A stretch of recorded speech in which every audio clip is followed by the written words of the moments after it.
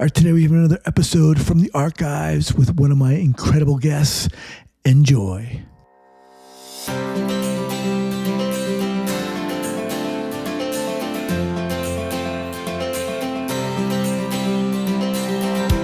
All right, welcome back to the Trauma Therapist Podcast. My name is Guy McPherson. My mission is to help trauma therapists be their incredible selves, to be human, to be real, not just a clinician. I'm a big believer in who we are is more important than what we know. And this requires cultivating authenticity, genuineness, and vulnerability, and that requires intention. You can learn more about my courses and workshops by going to thetraumatherapistproject.com. That's thetraumatherapistproject.com. Let's get started. All right, guys, welcome back to the Trauma Therapist Podcast.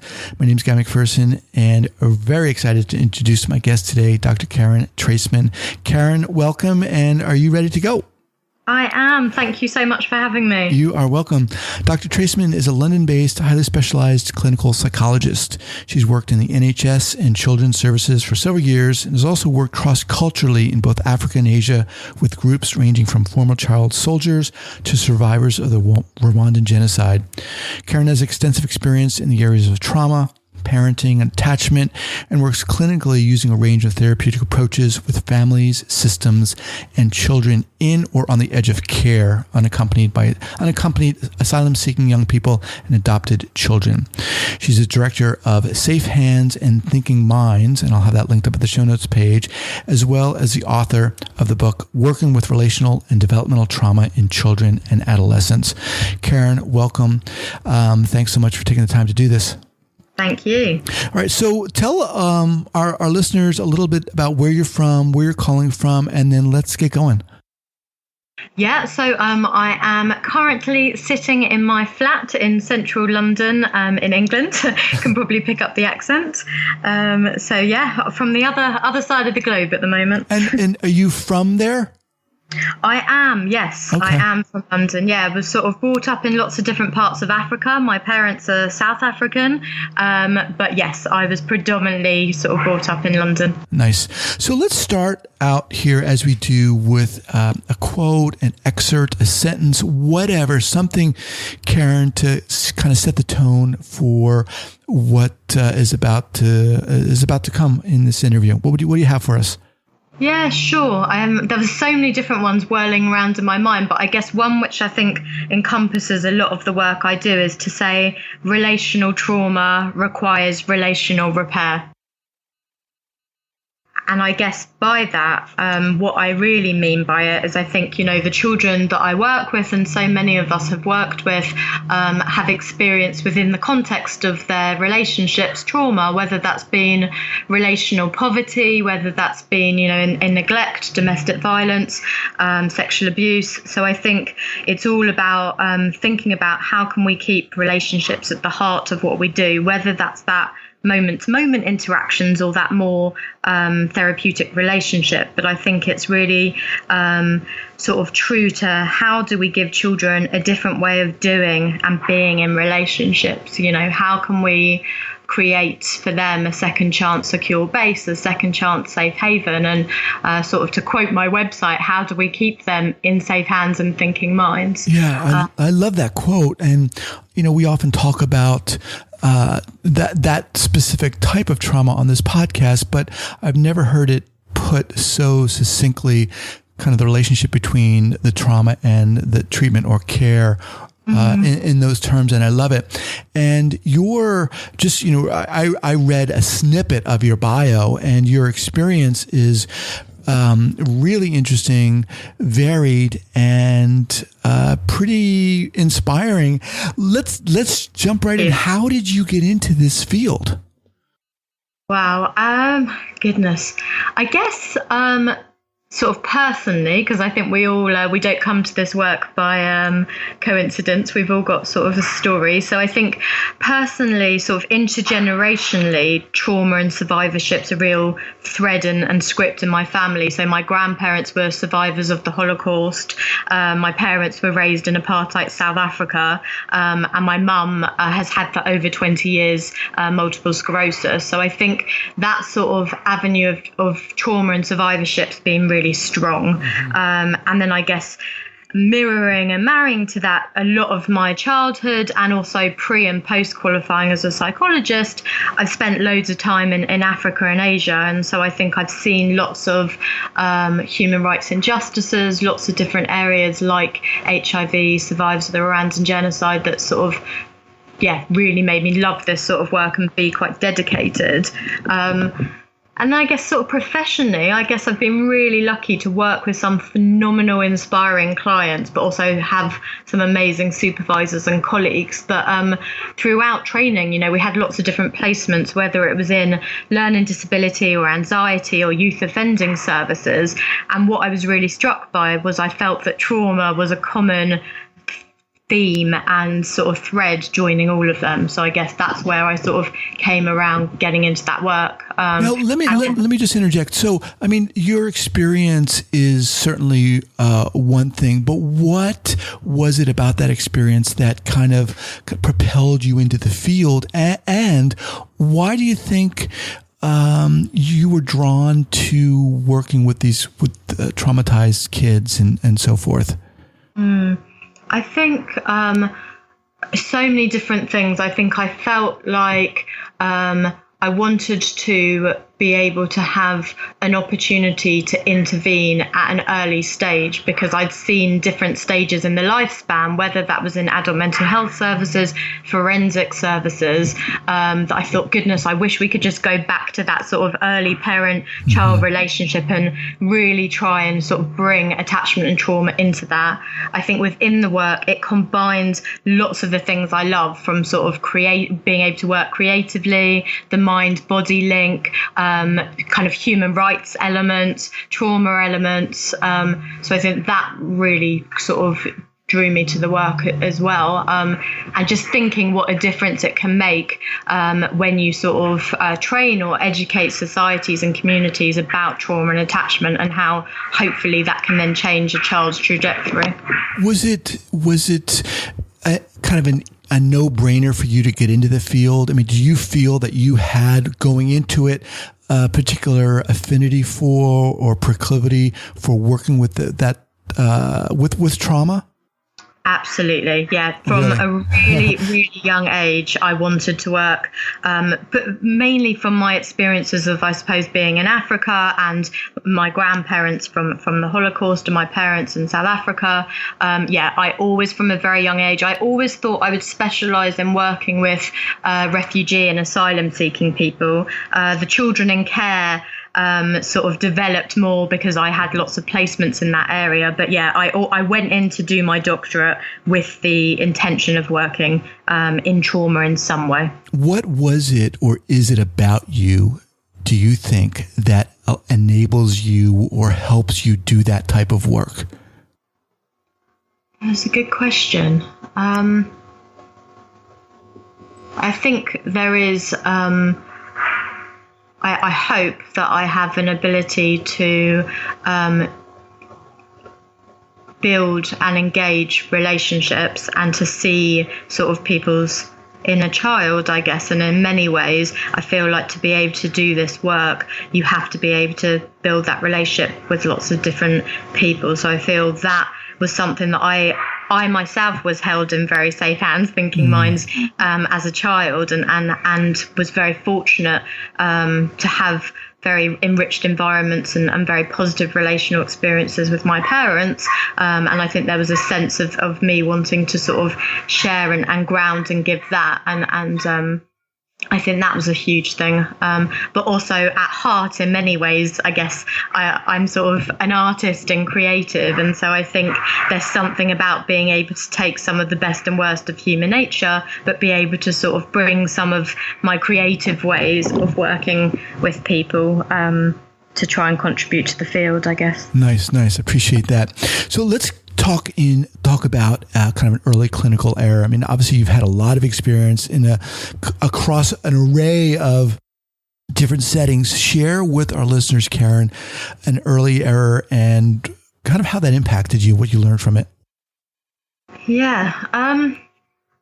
I guess sort of on a more general, I can think of a really specific example, but I think on a general one, sort of went during my training and for probably a couple of years afterwards, I really didn't know very much at all about the impact of trauma and disrupted attachments on the body, on the sort of structure and function and architecture of the brain, on sensory experience. So I think just in general, my interpretations, my observations, my interventions were really based on talking, and sort of I excluded a lot of the more sensory body-based creative things. So I think that was sort of a more general big thing about sort of widening my toolkit and getting more of that knowledge. But sort of a specific one that comes to mind that I always talk to my trainees about is I had a young woman come into my therapy room during training, and she was smiling, but she reported to me that she was pregnant.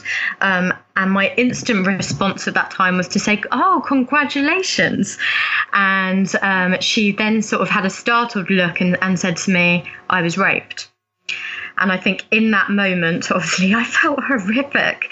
But absolutely in that moment, I had just let my own biases and lens and experience of pregnancy being a positive thing come across and say, they took over. And I guess that was a really big learning experience for me, and a scary and sad one at the same time. But I guess it really homed in that point that we all learn in training, but it's different in the room, about not making assumptions and, taking that position of curiosity and thinking before you speak. Yeah. And I think even though that is a somewhat, extreme example in terms of rape, I think that maintaining that curiosity is huge. And I think that's such a great kind of nugget takeaway for our listeners. My God. So what happened? I mean, did you work with this individual over the course of a period of time? Were you able to smooth things out in a sense?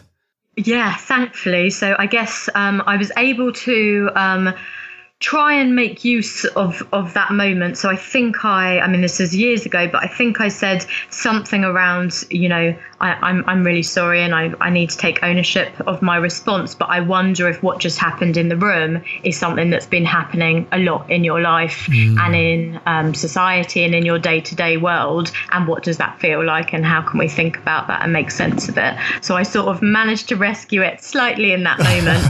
Well, I think that sounds like the perfect textbook, recover in a sense. I hope so. It didn't feel like it at the time, but yeah. I tried. But yeah, we actually worked together for, it was during a placement during the doctorate. So I think that was for a further sort of 4 or 5 months on a weekly basis. Actually sort of did some really positive work together. So let's talk about your work, your site, Safe Hands, Thinking Minds, and that is Safe Hands, Thinking Minds, all one word, .co.uk. Again, I'll have this linked up in the show notes page at thetraumatherapistpodcast.com. So talk to us about this. Go. I guess what it's really about is offering training, talking at conferences, workshops, consultation on areas around attachment, trauma, parenting, specialist groups such as unaccompanied asylum-seeking young people, or youth offending young people, or children in care, we call it here in the UK, looked after children. And I guess it sort of came about from so often I was going within my different jobs and doing training around thinking about the impact of relational trauma for foster carers, or talking to journalists about vicarious trauma. And it just felt like being able to sort of spread that message of attachment and trauma, but doing sort of trainings in a way that were really interactive, that were using lots of video clips and metaphors and experiential exercises, was sort of incredibly rewarding, but also having a really big ripple effect. So I guess I decided, in addition to my full-time job, to set up this organization that, you know, companies from 4 or 5 people through to several thousand people can tap into that, and sort of both have some packages, but also some tailor-made courses around trauma and attachment. So you, in addition to your full-time job, you started this. Yes. Wow. I did. Now, what, yeah, I mean, this is such a huge undertaking. Again, I mean, there seems to be this thread of what? Just you have this kind of, I don't know, for lack of a better expression, this kind of tenacity in the way you approach.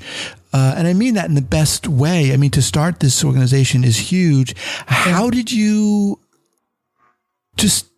go about doing it? Yeah, it's a good question. I guess it was really a bit of a sort of word of mouth ripple effect. So I was sort of given a couple of opportunities by colleagues who had maybe worked with me in one job, and they would ask me to come and talk to just a small group of, 10, 15 foster carers, for example, about something. And then I was getting so much positive feedback, but also I was getting so much out of it. I was coming out of that day feeling so refueled, re-energized, and just buzzing that I thought, my goodness, I want to do this more. And actually, I can sort of spread the message around attachment and trauma so much wider than having an individual therapy session. And then so I was trying to be very proactive in terms of going to conferences, going to workshops, using social media, and lots of the things had to do voluntary or free. Started sort of writing lots of journals or papers or blogs. And then just after that really started building up and sort of snowballing from there, I guess. And the book, Working with Relational and Developmental Trauma in Children and Adolescents, when did that come about? How did that come about? So that came about, I was actually in the States a few years ago at the Attached conference, which was a brilliant conference. And I ran sort of 3 different workshops. And when I came back to the UK, I had some interest from Routledge, the publishers, about whether I'd be interested in putting some of my experiences and training events into a book. So I was incredibly honoured and felt a bit overwhelmed, and can I do this? It's a big undertaking, a bit of an imposter. But actually, I have to say it was one of I'm actually working my second book now. So congratulations. Thank you. I guess that says how much I loved it. It was incredibly, a lot of sacrifice, a lot of hard work, a lot of blood, sweat and tears. The laptop was going to get thrown out the window on many occasions. But yeah, I'm really sort of proud of it. And I really hope that, again, it can spread the message to wider audiences who can't get to a conference or can't afford to get an in-house training event. So give us a kind of nutshell, if you will, synopsis of the book. Yeah. So in essence, it starts with sort of several chapters going on the impact of relational and developmental trauma on children's brains, on children's bodies, on their relationships, on their behaviors, and on their emotions. And then I've got a chapter on sort of thinking on the other side of trauma, so the resilience and strengths and hope. I've got a chapter on how to sort of assess from a trauma and attachment basis children. Then I've got a chapter that talks about a whole range of different therapeutic interventions, trauma and attachment based. And then it goes into chapters on specialist sort of sub-client groups. So things like unaccompanied asylum-seeking young people, attachment in the classroom, young offenders, young mothers, and also a couple of chapters on self-care, stress management, and working within a traumatized organization like social services. Right. And I guess it really, I've tried to do it. Obviously, it is an academic book for practitioners, but I've tried to really integrate lots of theory, but also lots of practical top tips, reflective exercises, metaphors, illustrations, case studies. So it sounds like it'd be a really good book for our listeners in a sense. I hope so. Yes, yeah, they are certainly my intended audience. I tried to write it so that also, social workers or teachers or even some parents or adopted parents, foster carers, there's something. But yeah, absolutely. The main people I wrote it for was trainee therapists or people in the trauma industry. I guess where it came from was when I was getting into this work, I literally used to read hundreds of books that sort of had so many different elements. So I wanted a book that was the book that I wish I would have had after my training. Nice. There's so many questions I want to ask you, and I'm excited to get to your kind of advice for early stage clinicians. But before we do that, talk to us about why you keep doing this work. What drives you? What's your why for this work, Karen? I guess just similar to what I said before, just in terms of, I think I have this huge passion about spreading the word of attachment and trauma, not just to individuals, but to families and societies and communities, to make us as a society more trauma and attachment aware. And I think I've got this real sense that, if we do that and sort of create these more enriched environments, these more trauma and attachment sensitive and aware environments, I think that will have a huge ripple effect on public health, mental health, our prison population. So I think that's a huge bit. And I guess also for me, there's something about, even though this work can be very overwhelming, very triggering, very heavy, there's something also about the other side of being so struck by sort of the human spirit and survivorship and strength.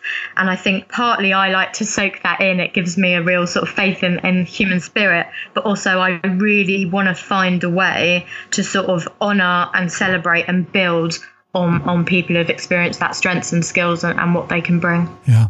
You talked about, this kind of self-nourishment in a sense, that oftentimes a challenging aspect of this.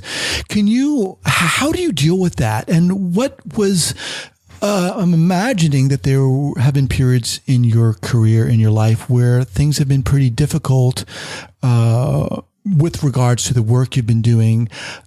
What was that like, and how did you work through that? Yeah, absolutely. I've definitely had lots of different times, chunks, moments where my sort of self-care has certainly narrowed or been crushed or been challenged. And equally environments where I felt quite crushed or unsupported. So there's definitely been a huge amount of variety, and including sort of in Africa and places where I was really working as a lone clinician and didn't have that sort of network of support around me. So I think that can be incredibly difficult. I guess loads of different things that I've done in terms of self-care and stress management. I think I do practice what I preach a lot of the time. So, with young people, I make things like regulating sensory boxes or having a safe place pillow or doing relaxation exercises. And I do have all of those things myself. I think a huge thing for me is my support system. I feel like I've got a phenomenal personal support system, but also a really good professional system. And that's not just in my day-to-day work. That's been through Twitter, through LinkedIn, through going to conferences, arming myself with as much sort of knowledge as possible, but also just having me and my identity and not just having my career be my whole master identity. So, making sure that I go on lots of holidays and travels and doing things that I love, like art and nurturing activities. And also really trying to mark, celebrate and internalize some of the really positive experiences in the work, sort of what drives me, and holding those clients that I've really seen a difference or seen work forward, and just try to really sort of remind myself about why I do what I do and what keeps me going. Yeah, I love that. And I think that's such an inspiration for those of us who are listening. I mean, I love the way you talk about the kind of beautiful side of this work, watching our clients grow and improve and yet there's that other side to it that often comes along with it inevitably. But I think what I'm hearing you say, Karen, is that you seem to really appreciate and understand the wholeness of this work. I mean, when you started talking about the different things you do for self-care, and it reminded me of one of my earliest interviews, which was with Linda Curran, who is a pretty well-known clinician here, and she just listed off all these things that she really did to take care of herself. And I think, I'll speak for myself personally, I find it really difficult to keep self-nourishment and self-care there. It's Absolutely. So easy for it to, there's so many dishes in the sink or the kids, whatever. Yeah, but it is. It's so hard. And I think it can get neglected a huge amount, doesn't it? So you have to sort of keep it at the forefront, but also I guess have those other people who can recognize it in you and remind you. And I always say to the foster carers or adopted parents I work with, you can't keep filling children's glasses up. Something or someone has to fill up your glass so that you've got enough to replenish theirs and keep on replenishing theirs. Nice. What is some bits of advice here for people just getting into this field, for our listeners, a lot of whom are, early stage clinicians, maybe even therapists who maybe don't think they've worked with clients who've experienced trauma and, want to start getting into that education. What would you say to them? Wow, so many things. It's, I guess, just building from what we just said, how important self-care and stress management is. I'm sure that's something everyone says, but, particularly thinking about your own triggers and your own emotional hotspots. And when working in traumatized organizations, just really thinking about how you are going to sustain and replenish and nourish yourself and the support systems around you. That feels really important. Also, I think sort of just trying to get as big a toolbox as you can. So it's kind of what I was saying before about when I started, I wasn't really aware of the body-based approaches, the sensory-based approaches, the creative-based approaches. And I think sort of having gone on lots of different trainings and speaking to lots of people and reading lots of books, it does help you to feel like you've got lots of different tools in your box. Doesn't give all the answers and doesn't mean there's times when you don't know what you're doing, but I think it certainly gives some sort of sense of support. For someone, go ahead. No, there's something about holding that position of curiosity, and trying to hold on to always that the client is the expert of their experience as well, and that, they're bringing a huge amount that you can learn from them, and it's a reciprocal relationship, and that actually they are the expert of their own experience. I think that's a really important thing to hold true, that it's not being mindful of those power dynamics. It's not just us doing something to them.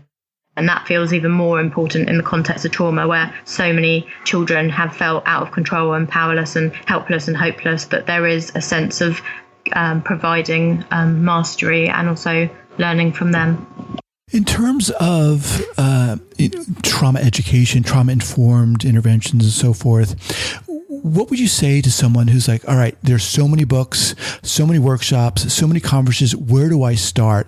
Do I need to read, or should I read just a wide variety? What about focusing? What about specializing? Talk to us a little bit about that. Yeah. It's difficult, isn't it? Because I think everyone's sort of learning style and minds work differently. And some people love to be really niche and specialist in a particular area, and some people really like to have a more general area. Personally, I found it really helpful to read lots of different avenues about trauma and then home in onto something that particularly fit with my personality or my interests. So, for example, the more body-based and sensory and art-based things. But also, I always find that it becomes more alive when you're working with a client. Yeah. And so I think I did a lot of that if I was working with a client who was a looked after child presenting with nightmares, that's where I would sort of home in so that it would really become a bit more alive. Nice. Okay, so once again, your site is Safe Hands and Thinking Minds. That'll be linked up at the show notes page, as well as Karen's book, Working with Relational and Developmental Trauma in Children and Adolescents. Karen, what's the best way for people to get in contact with you? Lots of different ways. So I'm on Twitter. I'm under there as Dr. Karen Treisman. So I'm really active on Twitter. I've also got a Facebook page, which is called Safe Hands and Thinking Minds. I'm on LinkedIn under Dr. Karen Treisman. So yeah, any of those ways. And I'm really happy to sort of talk to people, learn from people, make connections. I think I'm always keen to sort of expand my personal and professional support system as well. Okay. And in terms of a go-to book, what would you share? Wow, goodness.